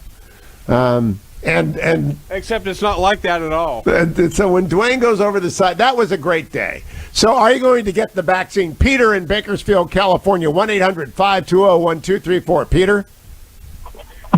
Good morning, Hugh. Good morning. Hi, Hugh, I just wanted to cover two things with you. First of all, I got recently elected to a small town city council. Seize power. The amount of people. Seize power. Sorry? Seize power. You know, it's have a coup. You know, when Mark Larson, Democrat of San Diego, who's on a competing radio station, was elected in a town near Big Bear, he seized power. He cut the other people of the council out. So how many people are on the council, Peter? 5. Fawnskin. When Larson got a control of Fawnskin, he changed the locks and he ran the city by himself. Can you do that? I'll get started on that just as soon as we start get me sworn in and everything else. Okay, just tell everyone to take a weekend off, bring in a locksmith, change the locks, and the town is yours. It works that way. Well, there's two things I wanted to cover with you, Hugh. Okay, first of all, I got elected, and then I got all this material to read and kind of get up to speed on and everything. And one of the information packets that I got was on ethics. And you know what? You made a terrible mistake, Peter. You are now subject to the California Fair Political Practices Commission. Did you not know that before you ran? Yes. Did you know that you would be subjected to the jurisdiction of the California Fair Political Practices Commission? Yes. That's Okay, what I'm getting all up to speed on right now. But, going over what I've been reading, I mean, the moral principles, your behavior, the way you conduct yourself. I mean, that's a tight path to walk, and just by looking at it, I mean, and judging these officials that we have, I mean, they're all out of line. You know, when I used to serve on the Air Quality Management District, Pete Wilson appointed me that in 91, and then I served 17 years on an Orange County Commission. I would recuse myself from anything remotely, even if it was like 5 degrees removed from Hugh. I'd say, I'm not voting on that. Why? Because I don't want to do an investigation with the FPCC. I'll be innocent, but I want nothing to do with nothing. So my advice to you is vote on nothing after the coup, and you'll be fine. Okay, one other thing. All right. One other thing. And the other thing is, you can always tell what a Democrat is guilty of. It's what they're accusing you of. There you go, projection. Your opinion. Well, the other thing to do is after you get control of the city, you change the locks, you vote on nothing, take over the local radio station. Because when you get the local radio station, that's how coups work. You got to get the officers in the radio station, and then go to the Dunkin' Donuts and talk to the officers. All right? I know how to do this. I know how to do appreciate that. your advice. All right. Have a good Christmas. It's best done on Christmas Eve, by the way. Best done on Christmas Eve. Hugh Hewitt on Coos when we return. 1-800-520-1234. Will you get the vaccine? It's the Hugh Hewitt Show. Portions of the Hugh Hewitt Show brought to you by Sierra Pacific Mortgage. For more info, call 888-888-1172.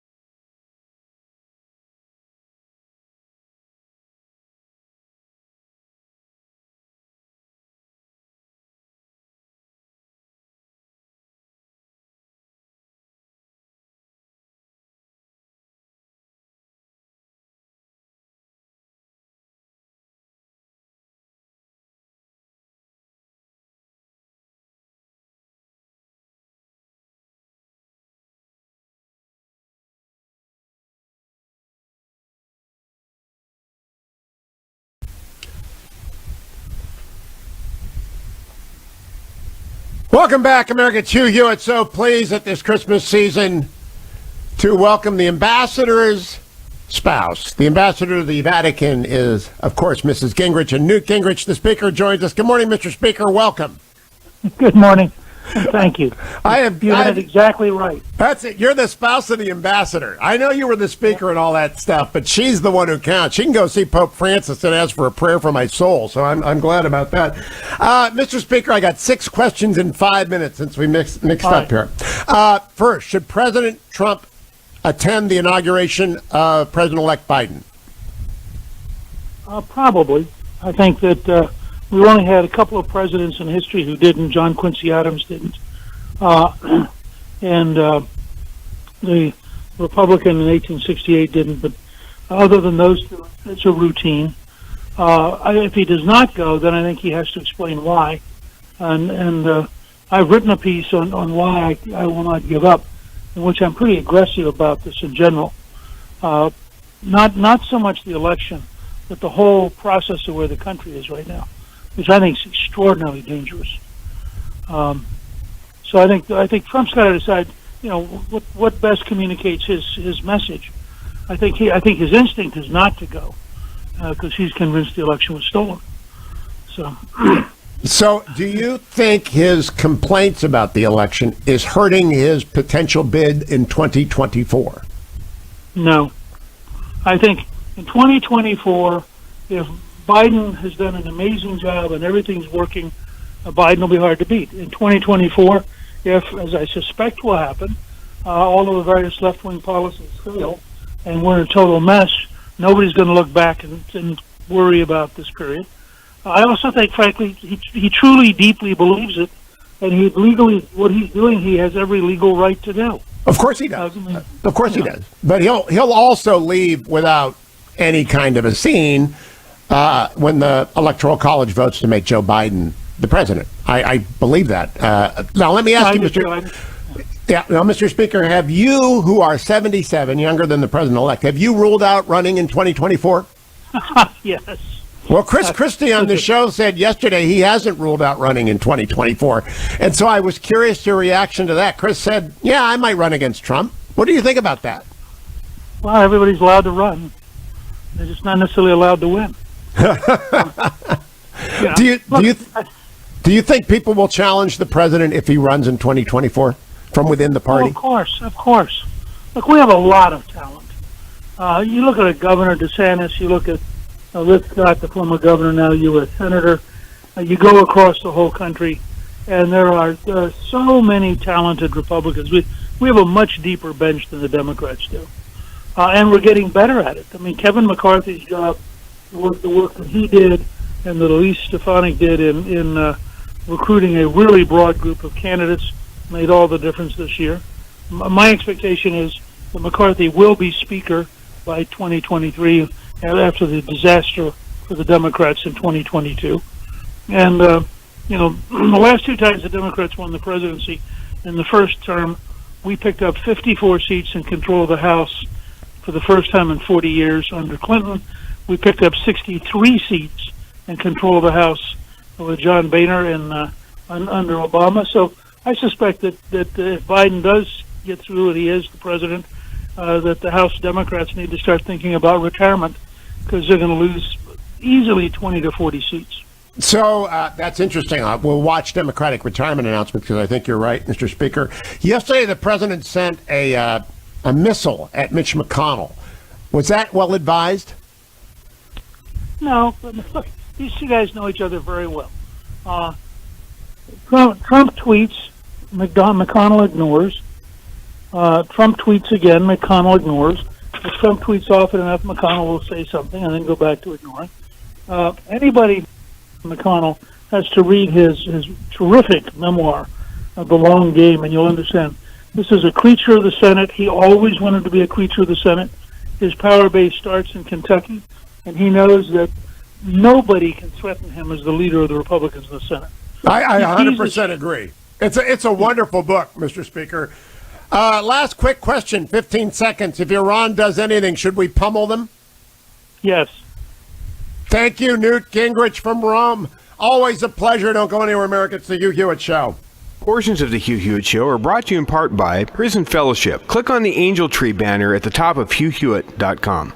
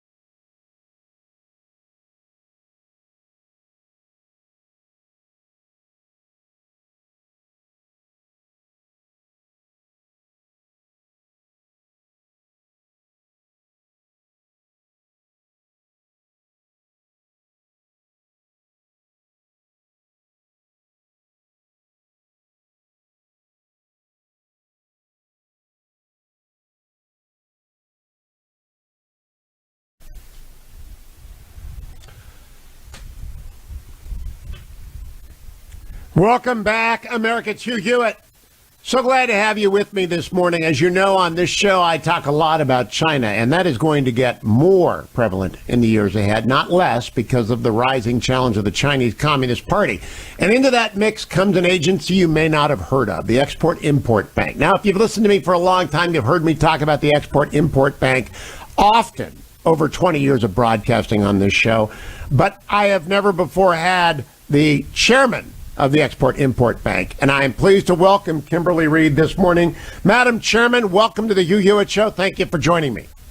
Good morning, Hugh. It's great to be with you. Now, I wanted to have you on because you and Kevin Cramer, one of my favorite senators, authored an op-ed in The Hill last week about how EXIM, which is the shorthand for the Export-Import Bank, is helping America keep the Chinese Communist Party at bay. I'd like you to explain for the Steelers fans out there and for everyone else what EXIM is and how you figure in the competition with the Chinese Communist Party. Absolutely. The Export-Import Bank is our nation's official export credit agency. We provide loans to foreign purchasers. We also guarantee loans when the private sector bank needs that to help the world buy Made in USA. We also do things called export credit insurance and working capital loan guarantees. But the whole purpose, and the best purpose ever, is to support U.S. jobs by facilitating U.S. exports. And the world is very competitive, as we know.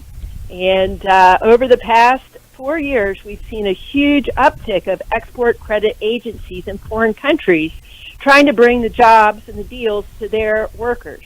And so now we have 115 of them around the world competing to help where needed as a targeted tool in our trade toolbox. And China is front and center on this, sir. Well, that brings me to why we need an EXIM bank. A lot of free market purists, and I call them radical theorists of the free market, hate the EXIM bank. And I have dueled with them in op-eds for 20 years because they refuse to look at the world as it is, and they prefer to imagine a world as they would like it to be. But I see a world where China is subsidizing the Belt and Road Initiative and technology export around the globe, and Airbus is subsidizing French airplanes around the globe, and the United States has to compete or our industries lose. And so they're not realistic, Madam Chairman. They just don't understand or refuse to understand. Absolutely, and I can't believe I had no idea that you were having Speaker Gingrich on right before us on your program, because he's done 2 op-eds supporting EXIM on this very point, and he recognizes that it's crucial to have EXIM to support America's ability to compete with the People's Republic of China. So you mentioned Belt and Road. We know that China, and when I talk about China, I'm talking about the People's Republic of China, the Chinese Communist Party. They do more with their export credit agencies to build Belt and Road and China 2025 initiative using their export financing, almost more than the G7 countries combined. And I have to hand it to President Trump. When he was running for office, he, like me, how I was a few years ago, did not support the Export-Import Bank. We all heard what we say. We know what we say about EXIM is conservative. But then he got elected, and he met businesses, and he said, we need EXIM to compete. And so he asked me to be the first woman and the first West Virginian to lead this agency. We were shut for 4 years because the Senate blocked our board nominations and because of the president's personal involvement. And I was there for that very moment. We secured Republican support to get me on the floor, strong bipartisan support to reopen our bank after 4 years of being shut. And the world changed in that time. And so now we are equipped, because Congress also gave us a new tool last year called the Program on China and Transformational Exports to help level the playing field. Purists believe that it's not the role of government to be in the marketplace like this, and I believe that as a free market committed person. But we need to look at reality of today, and basically deals are getting done, and China is winning. And while we're not the end-all solution, we need to be there because we've heard it loud and clear from companies. They need us to compete. And we want the foreign customer who's feeling pressure from China as well as all these other countries to take a look at our made in the USA goods and services. They're the best in the world. I've traveled all over the world. I've heard it firsthand. We've actually taken a deal away from China and Russia, the largest deal in EXIM's history this year, to help the country of Mozambique buy made in the USA goods and services. So we need to be there, and I'm so glad that we're back, trying to do it in a transformational way, and help understand, just like you are, what the facts are of today's world that we live in. And Madam Chairman, I often tell people I compete against NPR on the radio, and I don't think that's fair because it's a domestic competition, and the government is giving NPR money. However much they're giving, they're not giving me that money, so I don't think it's fair. On the other hand, when we move into the international arena, when the Chinese Communist Party or France, this can be any other country, subsidizes the export, they lower the price, whether it is an airplane, a technology, especially 5G. If they lower the price and the United States doesn't lower the price, the United States loses. And I'll use Boeing as the easiest example. I have no ties to Boeing. I never have. But if Boeing is not strong, the American defense industry is not strong. And if they need to sell civilian airliners against China or France, and China and France is subsidizing the purchase of those, if we're not in that game, we're losing. That's right. And Speaker Gingrich said it to me so well when we were together at U.S. Ambassador Randy Evans's residence for the September summit. I was with U.S. ambassadors to Europe in September. And Speaker Gingrich was there with his lovely wife, Ambassador Callista Gingrich. And I said, sir, thank you for supporting EXIM. How do we deal with those who don't quite understand? And he looked at me straight in the eye and he said, you say to them, are you for us or are you for China? Congress, there were some Republicans who are very concerned about China, such as Senator Tom Cotton of Arkansas.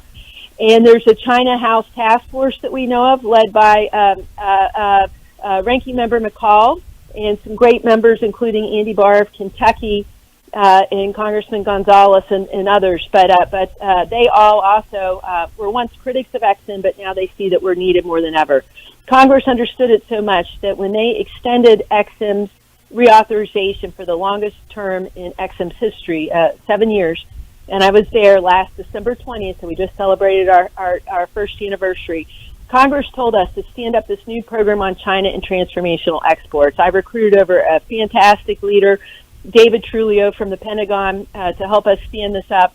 And Congress said to us, we want you to advance America's comparative leadership in the world, and we want you to directly neutralize subsidies that China may be offering. And we want you to focus in on 10 key areas, including artificial intelligence, biotechnology, and I come from the world of agriculture, so I read that also as ag biotech, biomedical sciences, 5G, quantum computing, renewable energy, semiconductors, fintech, water treatment, high-performance computing. These sectors, they are most concerned. And so I just came back from a trip overseas where I went to something called the Manama Dialogue, where I was with foreign ministers from the Middle East. They are very excited EXIM is back. I was in Poland with Ambassador Georgette Mosbacher, meeting with leaders in that country, also in Romania with Ambassador Adrian Zuckerman, where I met with the brand new acting prime minister. They want nuclear. And it was so neat when I was in Poland, Hugh. I had the best gift given to me, and it was a sheet of paper, a Xerox sheet of paper from 1981. It had Ronald Reagan, my favorite president, except for President Trump. Ronald Reagan's signature on it. Back in 1981, President Reagan signed a waiver to allow us, U.S. EXIM, to support the building of a nuclear facility called Chernobyl. And this was a Marxist-Leninist country, and he stepped in and saw that important need because we know national security is economic security. And Robert O'Brien is one true leader in our country. When you get to that topic, he leads our National Security Council, and he recognizes that and has really plugged EXIM into our nation's tools. So I'm talking with Kimberly Reed. She is the chairman of the Export-Import Bank. Madam Chairman, last question. There is no argument that makes a lick of sense against EXIM except theoretical absolutist. Have you changed any minds as people come to understand what the CCP is doing around the world? Will people open their eyes? I am trying every day. I pledged to Senator Pat Toomey, and he's slated, if the Senate stays Republican, most likely to be chairman of the Banking Committee in the Senate. I've made reform promises to him. I would say these true believers still exist. But as Lee Atwater once said, be for what is going to happen. And what's going to happen is we're going to lose if we don't support important industries like the 5G sector. No matter how much it is, we took a bold new action on Thursday of last week to change our rule to allow us to support components of 5G because we've got to work with trusted allies and partners. But again, those conservatives who understand the China issue have come over, and I'm so grateful for that. And I'll do even more work in my remaining days in this wonderful job to help transform the agency. And as President Trump asked me in the Oval Office during my swearing in with Vice President Trump, take this agency to new heights. So I want to do that in goodness for U.S. workers. Madam Chairman, Kimberly Reed, thank you. EXIM is a huge advantage for America in the competition with the Chinese Communist Party, which is going to go on for a generation or two. Madam Chairman, have a Merry Christmas. Nice to talk to you on the air. Merry Christmas, sir. Thank you. Be well. I mean, this is so exciting to me. We finally got it going a year ago. It was a long battle. And these free market absolutists, I love them. They're nice people. They don't deal with the real world. Oh, we can't subsidize Boeing. Oh, we can't subsidize 5G. Oh, we can't subsidize artificial intelligence export. Why not? Why can't we compete? It's a battle of ideas, and we have to compete. It's a battle of products, and we have to compete. And the Export-Import Bank is doing so, and Madam Chairman Reed is a great proponent of doing so. Let me tell you what I'm a proponent of, honorboundcoffee.com. Why? Because when you get your coffee from Honor Bound Coffee, not only is it shipped to you at home, not only is it the country's best coffee, 100% of the profits of honorboundcoffee.com go to support military families. 100%. And if you just start getting your coffee from Honor Bound Coffee, delivered to your home, you never have to go to the market, keeps coming in a subscription, you're paying less and you're doing more for military families because they contribute to the Injured Marine Semper Fi Fund. They contribute to all sorts of charities that support military families. 100% of the profits. Why would you not get your coffee from Honor Bound Coffee? Please go today and sign up for it. Please. Also got to remind you at this hour, relieffactor.com. I take it every day in the first hour. And then I remind you people go to work late. Normally I'm talking to the 6 a.m. people and the 7 a.m. people and the 8 a.m. people, but you people go at 9 and at 10 and 11. I'm talking to you too in various places. I want you to take your Relief Factor before you commute because you know you hate a long commute. You know it hurts your back. You know it hurts your ankle. Some of you get the sciatica. Relief Factor supports the temporary relief of the minor aches and pains that come with exercise, aging, and I always say commuting. ReliefFactor.com is your best choice. Not over the counter.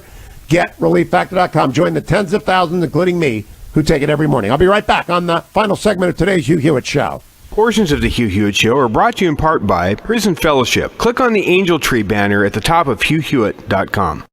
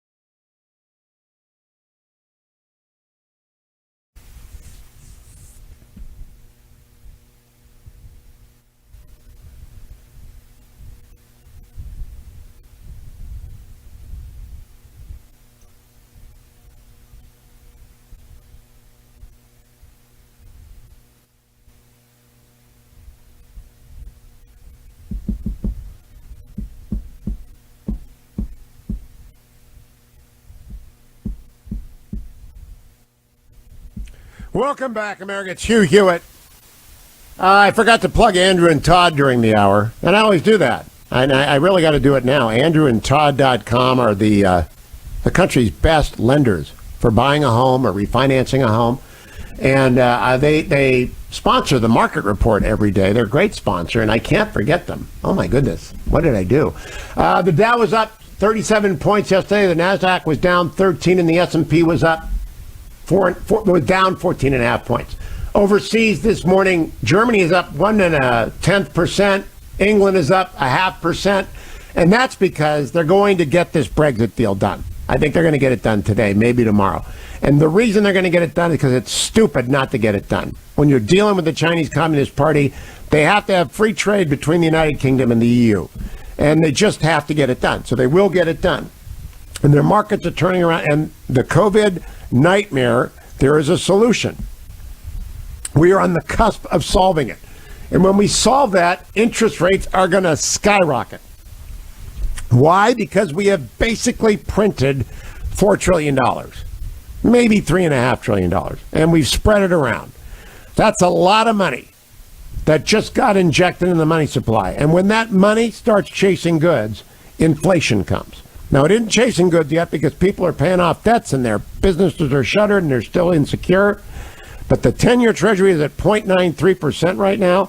And that's not the interest rate you get from AndrewandTodd.com. They're good, but they're not that good. They're in the threes. Some of them are in the twos. 15-year loans are in the twos. Depends on your credit. Depends on what you're buying. Depends on where you're buying it. But to get that process going, you go to AndrewandTodd.com. And I say it every day, and I mean it every day. If you're a grandmother or a grandfather, help your grandson or granddaughter buy a house right now. So if you're 65 and they're 20, you ought to be helping them. If you're 85 and you're 20, whatever, you ought to be saying, hey, honey, I want to help you get into a house. I'll be a co-borrowing, non-occupying borrower. And I will sign on the dotted line with you, and AndrewandTodd.com will help you. Or, other extreme, you're a senior and you're pressed for money. You're a senior and you really need to get some cash. Get that cash from your home.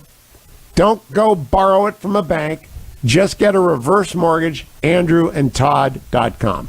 Let me also close by, before I go to the phone here, remind everyone I only have 72 hours left for Angel Tree to get presents to the children whose parents are incarcerated in America. And the money that comes in from you goes to that.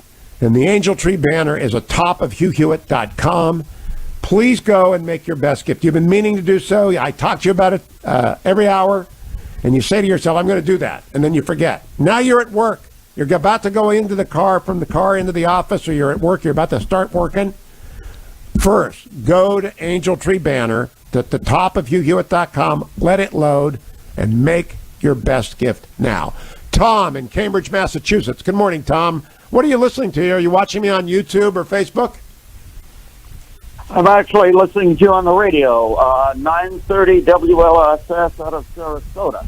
Oh, so you're not in Cambridge, Mass. Oh, you're online. Well, I am in Cambridge, and I live there. However, Hugh, I would really like your opinion as to why you and Admiral Stavridis both thought that in the event of Iranian provocation, an attack on the Iranian nuclear facility would be disproportionate. Here's my thought process. Once Biden is in power, he's very likely to go back to a policy of appeasement. And that would not be in either Israel or America's best interest. Failing to wipe out that facility would likely lead to further Iranian nuclear development and, obviously, further provocation. Tom, let me give you a quick answer. I did not rule it out. To me, it depends on what the Iranians do.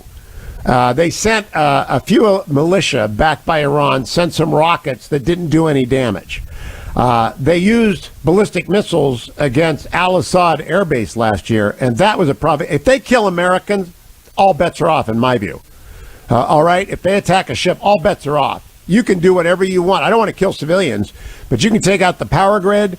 You can take out the nuclear facility. If they kill any Americans, I don't think anything's disproportionate, Tom. I just want to make sure that. A lot of you are asking for a little bit more of the 30th anniversary concert, so I'll give you that. To go out today, not a Christmas carol, but you're saying, Hugh, get the axe out, and I say I can't. But I can take you back 30 years, play a little bit of the anniversary concert, and tell you I'll be back tomorrow with a lot more news, where we separate the myths and the fables from the facts, is right here on the Hugh Hewitt Show.